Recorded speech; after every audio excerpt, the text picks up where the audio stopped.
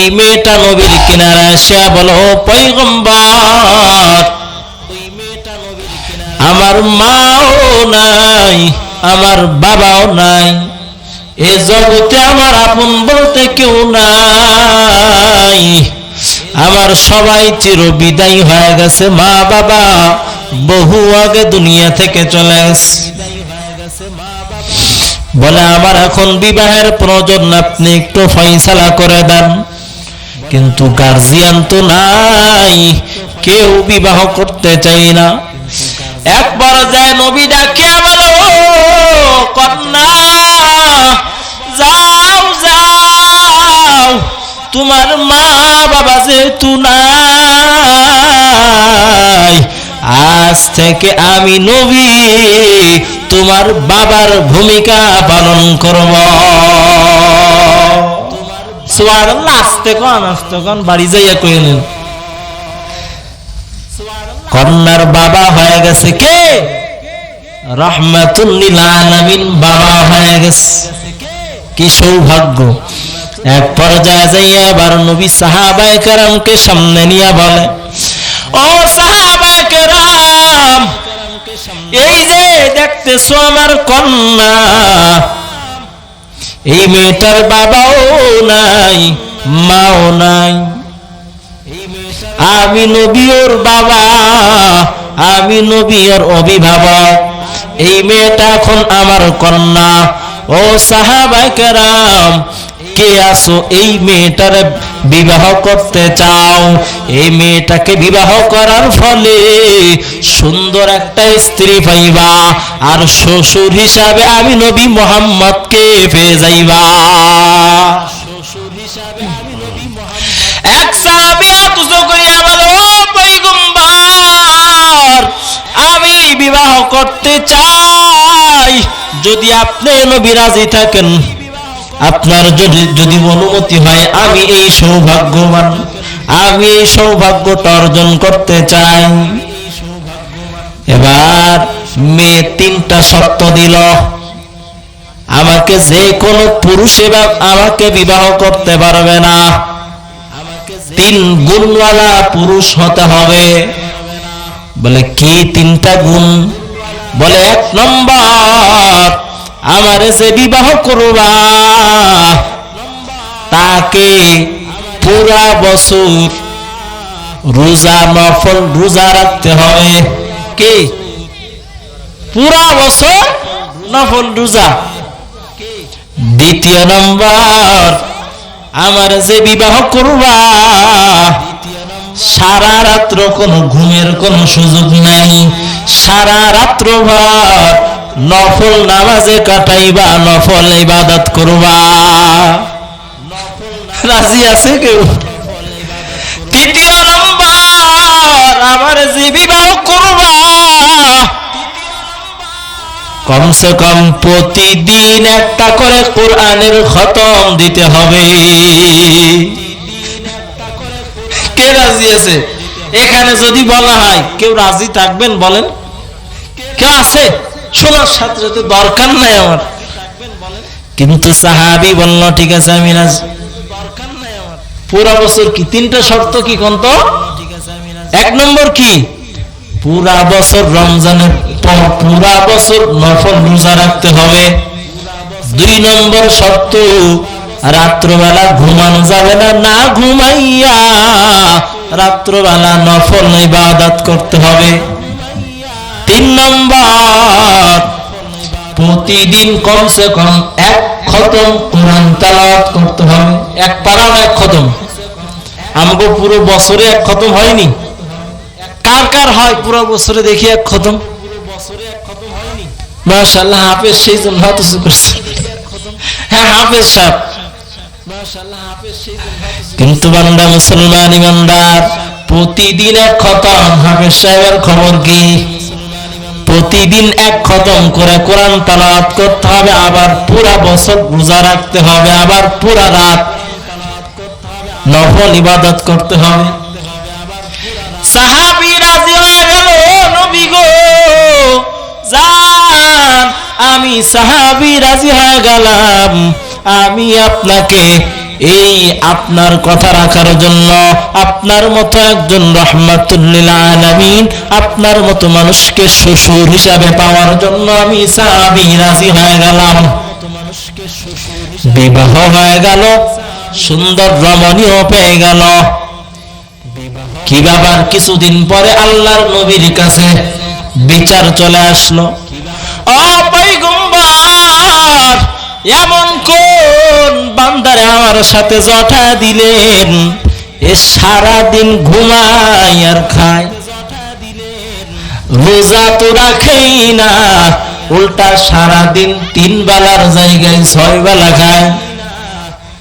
রাত্রে নফল ইবাদত তো দূরের কথা, আপনার পিছে ইশার নামাজটা আদায় করে সবার আগে আগে যায় ঘুমায়, তাহাজ্জুদ পড়ে না। আর কোরআন খতম তো দূরের কথা, জীবনও দেখতে আমি দেখি নাই কোরআন নিয়ে বসে। বলে কি ব্যাপার তাহলে? এখন সাহাবীকে ডাক দিল, সাহাবী কি ব্যাপার, তুমি কেন এই কাম করো? ওয়াদা করে এখন কেন ওয়াদা খিলাফ করো? বলে নবী, না না, আমি কোন ওয়াদা খিলাফ করি নাই। বলে তোমার স্ত্রী, ঘরের স্ত্রী বলতেছে তুমি ওয়াদা খিলাফ করছো। বলে ও নবী, আমি কি ওয়াদা খিলাফ করছি বলতে বলেন। বলে 1 নম্বর, তোমার যে বলা হইল প্রথম শর্ত, যেই শর্ত হলো তোমাকে পুরা বছর রোজা রাখতে হবে, নফল রোজা রাখতে হবে, দিনের বেলা পুরা বছর রোজা রাখতে হবে, কোনো সুযোগ নেই, খাওয়ানোর কোনো সুযোগ নেই। সাহাবী ডাক দেয়া বলে, ও পয়গম্বর, আমি রোজা রাখি, আমার স্ত্রী জানে না। স্ত্রী কয় সারাদিন খাও, আবার কেউ রোজা রাখো? বলে ও নবী, ওই আপনি মনে করে দেখেন, আপনি নবী একদিন আমাদের সাহাবায়ে কেরামদেরকে একদিন বয়ানে বসাইয়া, আপনাদের কি অধৈর্য হইতেছে? বলবো, শুনবেননি? চলবে কিছুক্ষণ। আমলের কথা বাড়িতে নিয়ে যায় না, এটা কষ্ট শুনবেন, শুধু শোনার কাজ, কিন্তু কিছু নিয়ে যান। সাহাবী ডাক দেয়া বলে, ও নবী, আপনি খেয়াল করে দেখেন, আপনি একদিন বলেছিলেন যে যেই বান্দা রমজানের পুরা রোজা রাখলো, আর রমজানের রোজা রাখার পর শাওয়াল মাসের 6টা রোজা রাখবে। কয়টা? 6টা। কয়টা? যে শাওয়ালের 6টা রোজা রাখবে, ওই বান্দা 6টা রোজা রাখার বদলে আল্লাহ তাআলা ওই বান্দার আমলনামায় পুরা বছর রোজা রাখার, নফল রোজা রাখার সওয়াব দান করবে। ও নবী, আমাকে যেদিন আপনি বয়ানটা করেছেন, ওদিন থেকে আমি সাহাবী ওই শাওয়ালের রোজাকে আমি আর ছাড়ি নাই। ওই দিন থেকে আমি ওই শাওয়ালের 6টা রোজা রেখেছি। অর্থাৎ আপনার কথা যদি সত্য হয়, আমি সাহাবী পুরা বছর নফল রোজা রেখেছি। 1 নম্বর শর্ত কি? মোটামুটি কাটাইয়া মাপ পাইল। এবার 2য় নম্বর বলল, স্ত্রী তার স্ত্রী ডাকে বলে, ও পয়গম্বর, 1 নম্বর না হয় চালাকি করে বাঁচছে, 2য় নম্বর বাঁচার কোনো সুযোগ নেই। বলে কি? বলে 2য় নম্বর, আমি যে বললাম ইশার নামাজের পরে ঘুমানো যাবে না, ইশার নামাজের পর পুরো ফজর পর্যন্ত নফল ইবাদত করতে হবে। কি? ঘুমানোর কোনো সুযোগ নাই। ইশার নামাজের পরে ওই বান্দা সবার আগে আগে যাইয়া ঘুমায় যায়। ও নফল ইবাদত তো দূরের কথা, ও কোনো মতে খাইয়াই ঘুমায় যায়, কোনো ইবাদতই করে না।